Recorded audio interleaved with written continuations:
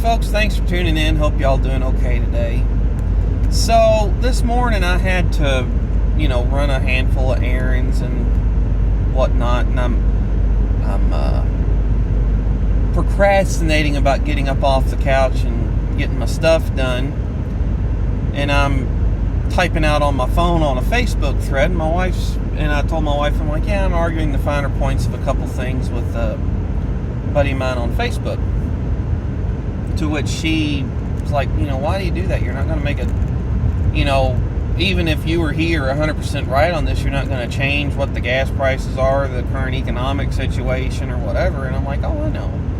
I said, but the thing is, if one of us are right, or, more right than the other, or more right than things are now, we might be able to change the other person's mind and maybe, just maybe, vote someone different in that will make some changes that both of us can agree to.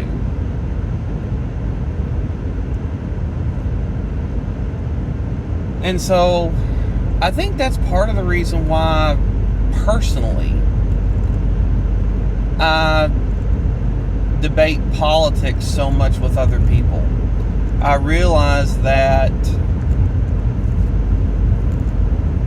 there's a lot of people that, do it hate bait or whatever, and I don't understand that. I don't think the people that disagree with me are morally reprehensible on any issue, on almost any issue. There's a handful of them. But the majority of people that disagree with me, I think someone, and it could be me, is uninformed, misinformed, or underinformed on an issue.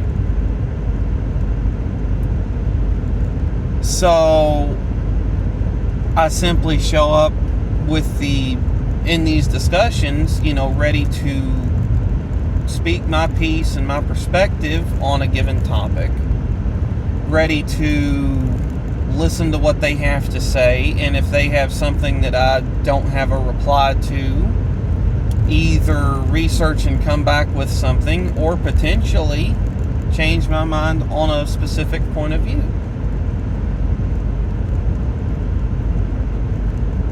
So I'll give you an example. Now I'm going to have to give some backstory here.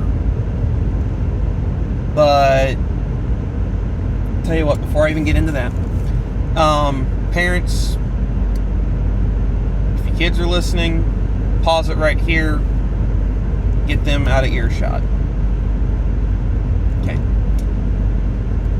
Alright, so I'll be honest, I grew up pretty sheltered in my younger life. I was homeschooled. I blame that for part of it. But I didn't realize how truly ugly the world could be. So, on just using this as an example, on the pro-choice issue, the only issue that I'd considered as far as, okay, woman's right to choose, I think the only time that should, at the time I thought the only thing that should be an issue is, life of the mother. And, there are complications in pregnancy. My wife had them. She had to be on heart medication. When she went into labor, she had to have a cardiologist on standby, and on and on and on it goes. Thankfully, everything, given the circumstances, worked out for the best. But in circumstances like that, life of the mother versus life of the baby, or both, I'm kind of, okay, just preserve life. I'd never thought about rape and incest. It's just one of those things that had never crossed my mind, so I did moderate a little bit on those issues. In cases of rape and incest, it's up to the mother. I do think that there should be systems put in place to make it easier for a rape victim if she is conflicted about having abortion, just, I'm going to carry the baby, but I'm not necessarily going to keep it. It should be made as easy as possible via charities or the liquidation of the rapist's estate for her to take all the time off work that's needed, have all of her bills paid, both, just cost of living and medical, and go through pregnancy, and then on top of that, if she wants to keep the baby, that's her decision. If she wants to adopt the baby off, that's her decision too, with basically zero outside pressure or influence. But if that woman went through a traumatic ordeal, which rape is, and decided I can't deal with being pregnant, it's going to remind me every day of a terrible, horrific thing, I think it's the lesser of two evils. And a lot of times in life, that's the situation that's what you're choosing. You're not choosing the great, you're choosing the lesser of two evils. So in that circumstance, I'm okay with it. In life of the mother, I'm okay with it. Aside from that, I still think that, a woman's right to choose is to choose to keep her legs closed, and if she's not wanting to conceive at that point in time, don't have sex. It amazes me the fact that society has divorced sex from reproduction. And while I think it's a good thing in that you can have a woman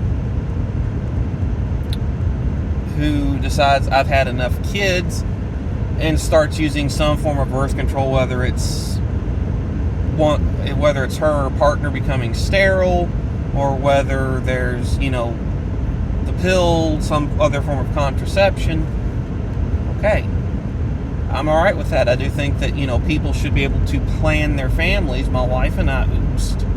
And she oopsed before her and I were together. So, I'm all about being able to plan that, but don't just get laid knowing that pregnancy is one of the consequences of sex, one of the potential consequences of sex, and then I didn't want it and have an abortion. I think it's murder. But all that said to say, I have moderated on abortion in that one respect, that rape, incest, life of the mother, all those, I may not necessarily like it, but I would be okay with that being the standard. Unfortunately, no one really wants that. They'll argue about that, and then you say, okay, well, what if it's just those? No, we need all abortions. So, but that's where I've moderated a little bit. So that's why I have these discussions. I might have my mind changed by somebody. I might change somebody's mind. I might just learn something I didn't know. Thanks for tuning in.